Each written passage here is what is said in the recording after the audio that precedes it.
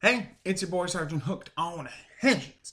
So today we're talking about episode 21, Avataro Sentai DonBrothers. Been on a absolute banger train ever since episode 1, pretty much, in my opinion.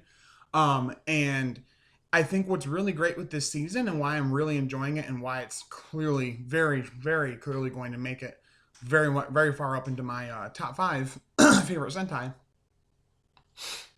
is that it's really good about being character focused while not leaving the plot in the dust, if you will. Um, I do think that we need a bit more focus on some of the mystery of the stuff behind Murasame, the Beast Persons, the Naoto, stuff like that. We get a little Beast Person stuff in this episode, but I think that's coming. I think they're starting to get through most of the character archetype stuff they're wanting to focus on, and then we'll get some plot stuff pretty soon. But again, overall, it's doing a really good job with this. So, today's episode focused on Sour Brother, which I'm kind of happy about because we've gotten like a little bit here and there on him, but not a ton that's just solely him. So it's mostly him in this one and a little bit Oni's sister. Um, episode starts out, we see a preview of like a old timey movie or a clip from old timey movie with this like Tetsui guy, something like that, some samurai guy, very dramatic, whatever. And that leads into some stuff later with a character for the plot of the week that really enjoys this actor and is like super big fan of him. So Shinichi ends up meeting this guy. He ends up getting he sees some kids playing soccer. And they kick the ball really far out into the water, and he turns into Sour Brother, goes out there, gets the ball, brings it back. Unbeknownst to him, there's some like gang members essentially. These like they look like they're supposed to be like yakuza, but they're not. There's something completely more innocent than that. Um, they're watching and see him transform, like, oh, it's the guy. And so when he untransforms, they kidnap him and bring him back to the warehouse and knock him out and bring him back to the warehouse. And he does some haiku stuff like he does, like my boy Shinichi does. Um, and so anyway, bring him back to the warehouse and they bring him to the boss and the boss comes out and he's like, that's not him. Like, what? Yeah, it is. He turned into a monkey. He's like, well, it's not the guy. I promise you it's not him. All of a sudden this van busts through the wall and in comes this guy named Shirai and he says, hey, if you want to get in with me right now, if you're basically getting here, come with me if you want to live, like Terminator basically. So Shinichi like tries to break his bonds that he's tied to the chair with, and it's noodles. It's like ramen. And he's like, huh, pretty good ramen. And he goes with Shirai, and they leave. Come to find out, Shirai, he's like, how do you know who I am? How do you know where I was at? He's like, well, because I was the previous Sour Brother. Um, so we finally get to meet a predecessor to the current team. We already had the episode where Oni's sister gave up being Oni's sister and somebody took over for her, so we see what happens if someone gives up and someone takes over after them. But we haven't gone back far enough in the lore to see previous team members. So he says that he was, Sour Brother before Sour Brother, and that he basically used his power kind of for his own selfish gain to get chicks, to like win some sporting events and just do a bunch of stuff and just basically use his powers for his own gain rather than ever fighting in Hitotsuoki. We also get a scene with Master Kaito where he explains that. They talk about this. Shinichi tells him who he met. And he says, oh, that makes sense. He's the previous Sour Brother. And they're like, have you ever met him? He's like, well, no, because when you become a DonBrother, the only way to keep the powers is to answer the call and actually fight the Hitotsuoki. If you do it for too long and don't fight in Hitotsuoki and you just keep using the powers for your own gain, they eventually fade away and find a new host.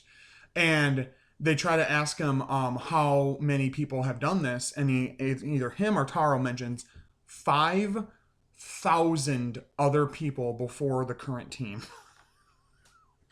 And it's shocking, and then it's like broken, the like awkwardness is broken, the shock is broken because Taro's like, but just so you guys know, you're the most like exemplary team I've had, like basically saying you guys are awesome enough to stick around and like have shown your heroes. And I like that the idea that like, and it makes sense more now tying in the stuff with the Naoto where they want to like destroy people, get rid of people that are, have too much desire and like personal, avarice and greed, if you will. That all the other teams allegedly just never even got to the point where they even met up with each other because they were too stuck in, I have these powers, I'm going to use them for my own gain.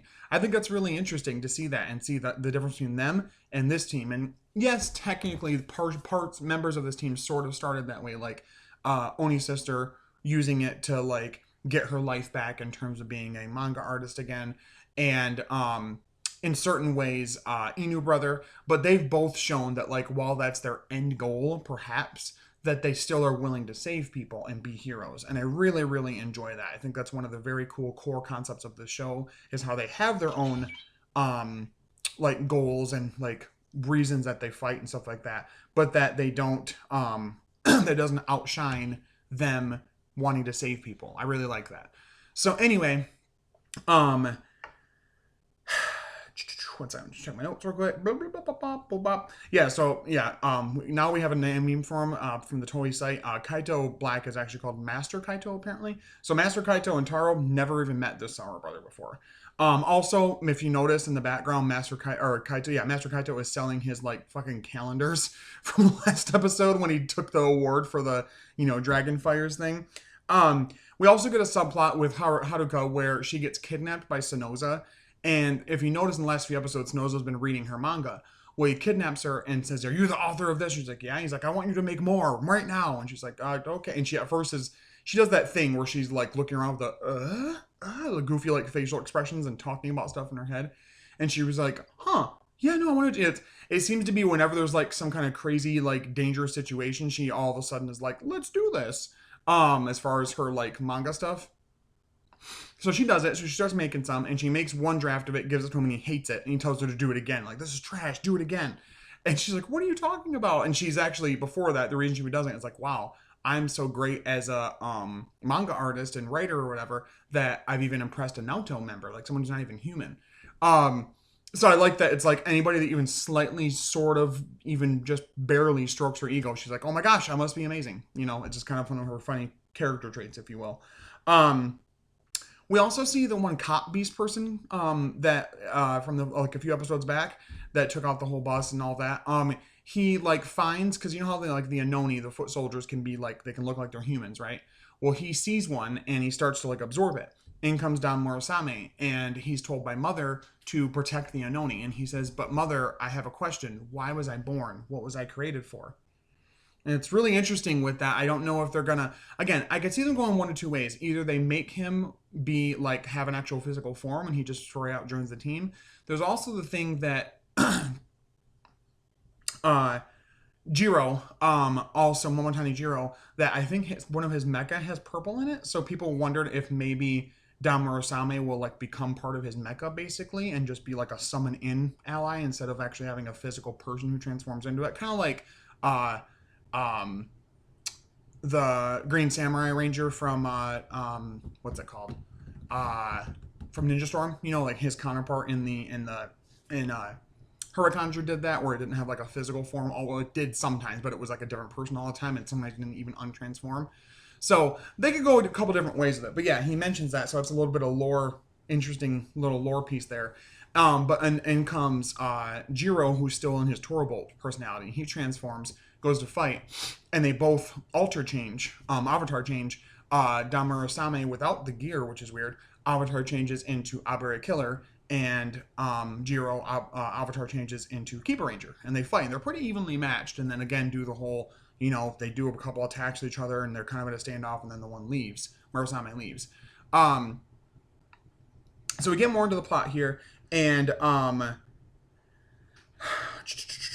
yeah, and I did really like that Sonoza in his different scenes with Haruka he would like keep like copying her mannerisms and stuff, because he's still trying to learn emotions and how to laugh and all of that. So I really like that. They really are doing a lot to like take a Naoto and like pair them with a member of the team. I wonder if everybody's gonna get a pair or if it's just Taro, Inu brother, and Haruka for now.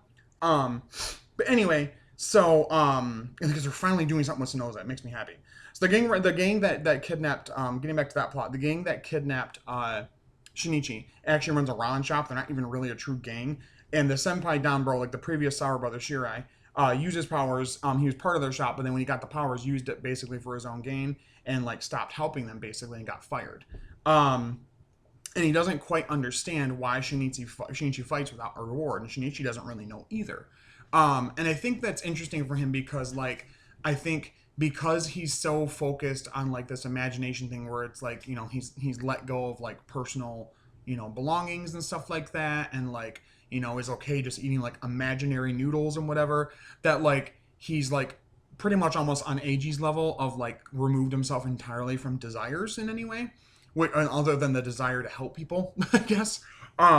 Negative desires, which I think is really cool for Shinichi, and interesting that he even doesn't understand himself and why he doesn't have like the urge to want a reward for what he does. So it gets down to it. The Shirai meets up with the leader of the gang, the ramen shop guy, and he wants this. They do this exchange where Shirai gets him a autograph of the actor from the beginning of the episode for this guy because he's a huge fan, and the guy's going to exchange with him his like secret ramen like flavoring sauce recipe or whatever. And so they make the exchange. They both give each other a fake because they come back pissed at each other. And Shinichi's like, whoa, whoa, whoa, put out that all aside, okay? Let's just use our imagination here and remove yourself from like your like need to have all of these like physical things and these desires. They're holding you guys back. And he like touches their heads, and all of a sudden they go to this like imagination world in their head. It's like a desert, and Shirai just like lets the manager. He's like the like manager slash like gang leader guy is like, if you let me have the water, I'll forget about this. And he goes, and there's actually is a real water, but he does it, drinks the water, and leaves basically. And Shirai says, wow, I'm really impressed with that. How do you do that and not want a reward for it and not want like something you get out of it? And he's like, I don't know. I think I just, truly want to like, basically they truly wants to just kind of help people. Just kind of happens. He naturally does the right thing, the good thing. And he tells Shirai to like create your own flavor. Don't use this. Like, why would you not try to do it yourself? And he says that it's too much hard work. And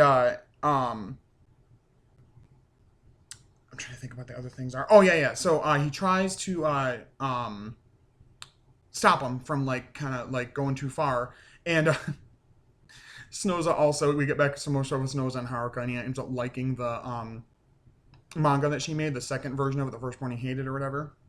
And so, Senpai Sour Brother becomes the Shinkenger Hitotsuki because he desires the life Shinichi has as a hero, basically, or doesn't his desire to like understand why and get the answer to why Shinichi doesn't have desires, basically.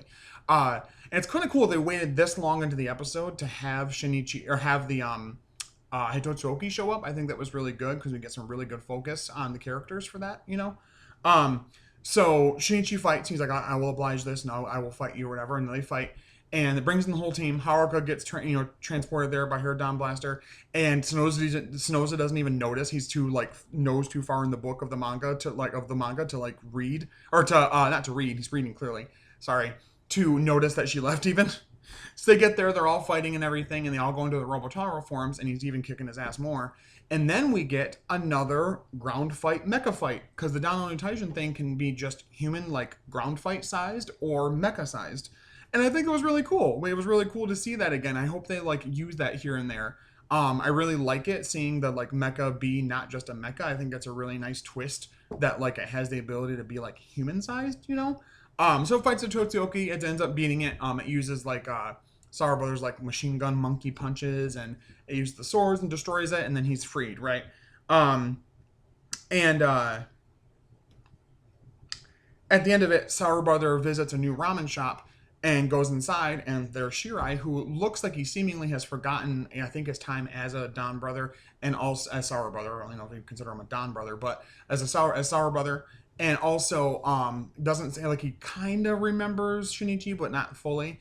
And he asks me a lot. He's like, "Oh, I'll take some ramen," and he gives him an imaginary bowl of ramen. Like he had an effect on him. Like you don't need to have all these material things. Now it is a little goofy because it's like, you're not going to sell imagination. Like, that just works in Sentai. But this was a really fun plot. I think it was really good because it got some focus on Sour Brother, which I think was really needed. It gave a little bit of focus to Haruka. A few little moments here and there of things. I think the Beast Person thing was a little goofy. I felt like it was just like, hey, remember these guys? But for what reason? Because they didn't figure into the plot at all, only to make Damurasame come out and just to leave just as quickly. So that would probably be my only like real negative, is I don't know what we're doing with the Beast Persons, and honestly where the whole thing with Damurasame is going necessarily. I think the pacing with them just needs to be sped up a little bit and them to be shown a lot more. I think we've gotten a good chunk on Sonoza, Sonoi, and Sononi. So I think it'd be good if this Beast Person's character were to be expanded on a little bit. Maybe there's some other, like two other Beast Persons with them, and they're like the three of that group or whatever. Um, because I want to know more about them and where we're going with that. Because we still don't have like a true like primary villain, especially because Sonoy so many times has actually helped more than actually hurt anybody. I mean, yeah, he's like beaten people and destroyed them and put them into the dimension thing, but as we saw in the episode where they helped save Taro, that's not a permanent thing. They can be saved. Um, so anyway, overall pretty good episode. I still would probably rank it pretty high. Probably still give it a pretty strong 9 out of 10. It was really entertaining. I love focusing on Shinichi. He's one of my favorite members of the team. They're all really good, but I really do like Shinichi. And I like this focus on like why he does what he does, and that he doesn't really get it, but as the viewer, you can kind of just equate it to the reason that he fights as hard as he does and that he does the right things, that he doesn't have any other desires pulling him away. He wants to naturally do the right thing because he has nothing else getting in his way and blocking him and obstructing his view. He's just focused on helping people. And I think it's really super interesting the lore of that there's been 5,000 other Down Brother members before now. And also begs the question, why? Like, and also the time period of it. Like, how long has this been going on? Like, clearly the brain persons and Taro to an extent, because he's from that place, um, are like aged differently and everything. Was Taro Don Momotaro from the beginning, or did he eventually gain that title? Was there another Don Momotaro before him? Did the Don family create the Don Blasters and send them out? Like, there's a bit more of the lore here that I really want to know a lot more about, that I hope that Inoue does follow up on. It was different in Jetman because there wasn't so much a deep lore there other than monster bad guys, good guys, fight. So then the most of the focus was on the team and their interpersonal relationships, the romances and stuff like that. So with something like this, it's in Jetman, with something like this in DonBrothers, I just hope that he does a good job to focus on the lore a bit more and give us some like, not really, I'm not asking for like concrete answers, but a bit more answers and information on things and what's going on. So overall, really enjoyed it. But let me know in the comments, what did you guys think of the episode? Sorry, I rambled for a while there. Did you guys love it? Did you hate it? In the middle. We're right under 300 subscribers, which is insanity to me. Thank you guys so much for that. I never thought I'd get to this point.